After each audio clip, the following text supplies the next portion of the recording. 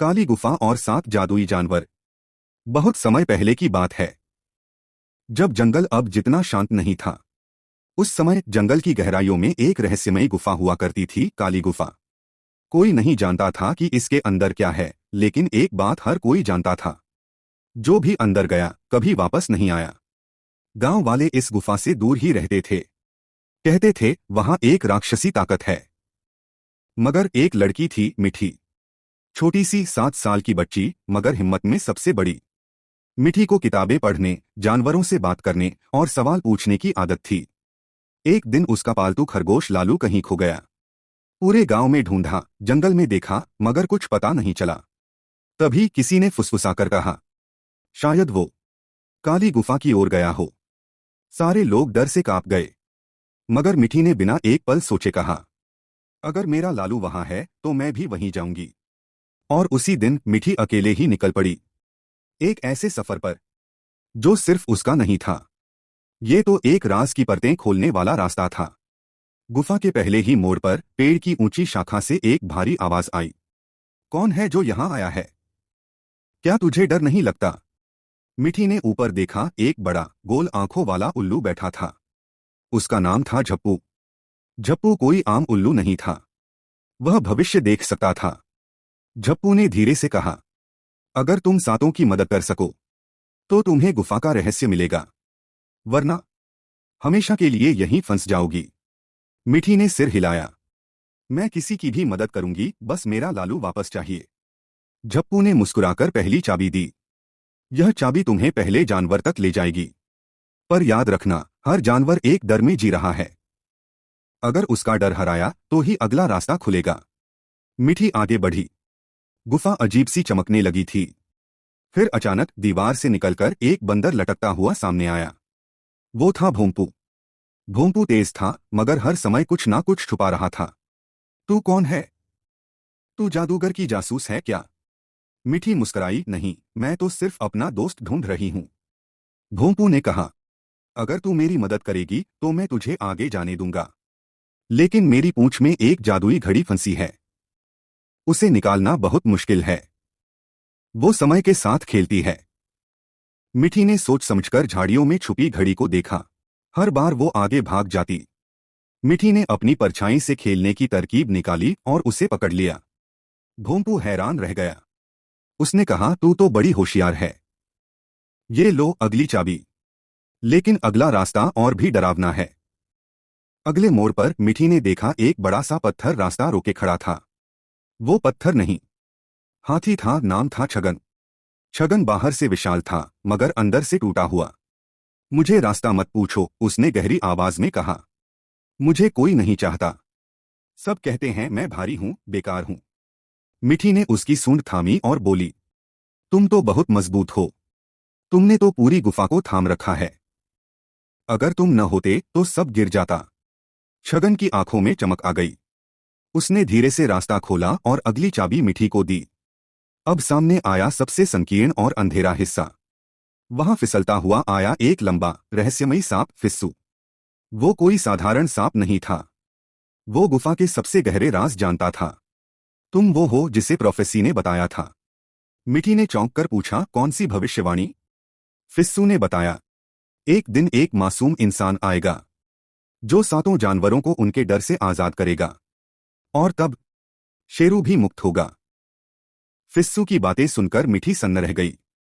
क्या उसका यह सफर सिर्फ लालू को ढूंढने का नहीं, बल्कि किसी पुरानी भविष्यवाणी को पूरा करने का भी है? फिस्सू ने एक और चाबी दी। यह अगला रास्ता तुम्हें उस जानवर तक ले जाएगा जो सबसे तेज है, लेकिन सबसे ज्यादा डरपोक। मिठी ने जैसे ही अगला दरवाजा खोला, तेज हवाओं ने उसे धक्का दिया। चारों ओर उजाला ही उजाला था, और वहां वो दौड़ता दिखाई दिया, बुर्राक। बुर्राक एक तेज और सुंदर चीता, जिसकी त्वचा पर बिजली जैसे निशान थे।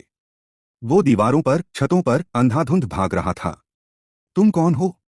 मत आना पास, मैं भाग जाऊंगा। मिठी ने कहा, मैं तुम्हें पकड़ने नहीं आई। मैं तो बस ये जानने आई हूं कि तुम भाग क्यों रहे हो। बुर्राक रुका नहीं, बस बोलता गया, मुझे अंधेरे से डर लगता है। अगर मैं रुका तो वो मुझे निगल जाएगा। मिठी ने अपनी जेब से एक छोटा दीपक निकाला जो उसके दादाजी ने दिया था। उसने दीपक जलाया और कहा, ये लो, अब जहां जाओगे रोशनी साथ चलेगी। बुर्राक पहली बार रुका, धीरे धीरे पास आया और बोला, तुमने मेरा सबसे बड़ा डर हरा दिया। मैं तुम्हारा साथ दूंगा। ये रही अगली चाबी। अब गुफा का रास्ता पूरी तरह बदल चुका था। वो अंधेरा नहीं बल्कि एक जादुई बगिया बन चुका था। हर तरफ नीली, गुलाबी और सुनहरी रोशनी थी।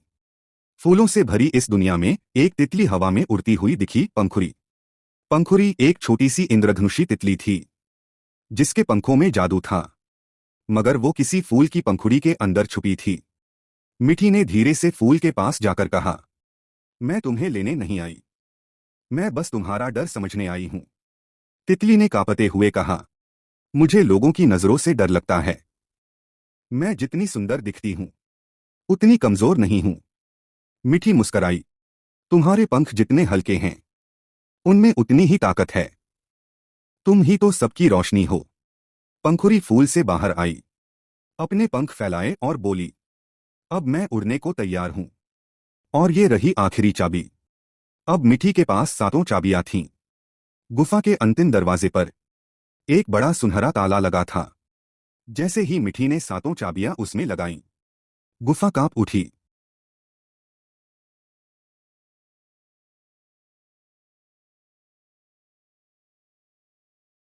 आंखों को चुभती रोशनी फैली और फिर अंधेरा छा गया। उस अंधेरे से निकली एक भयंकर गरज। शेरू आ चुका था। शेरू एक विशालकाय शेर जिसके शरीर से अग्नि निकल रही थी।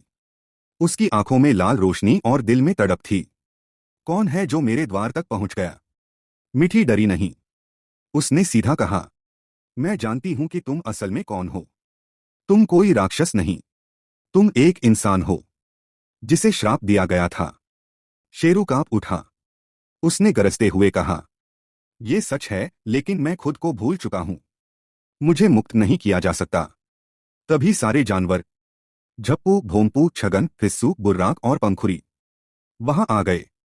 सभी ने अपनी ताकत एक साथ जोड़ दी। गुफा की जमीन पर एक जादुई चक्र बना जिसके बीच में शेरू खड़ा था। मिठी ने चुपचाप अपनी हथेली आगे की। तुम्हें किसी शक्ति की नहीं, सिर्फ दोस्ती की जरूरत है। 7 जानवरों की मदद से शेरू के चारों ओर रोशनी फैल गई। अचानक शेरू की गरज रुक गई। उसका शरीर चमकने लगा और फिर वो एक इंसान में बदल गया। तभी पीछे से एक आवाज आई, मिठी, मिठी। मिठी ने मुड़कर देखा। उसका प्यारा लालू, सफेद फुलफुला खरगोश कूदता हुआ उसकी ओर आ रहा था। मिठी ने उसे गोद में उठाया और रोते हुए कहा, मैं जानती थी तुम यहां हो। अब काली गुफा की दीवारें सुनहरी हो चुकी थीं। हर तरफ फूल, रोशनी और खुशबू थी। झप्पू बोला, अब ये गुफा काली नहीं रही, अब ये स्वर्ण गुफा है। मिठी ने जंगल से बाहर कदम रखा। उसके साथ थे 7 जानवर और शेरू जो अब इंसान बन चुका था। सुनहरी धूप में गुफा पीछे रह गई, पर मिठी का दिल हमेशा कहता रहा, डर से मत भागो। अगर उससे दोस्ती कर सको तो वो तुम्हारा रक्षक बन जाएगा।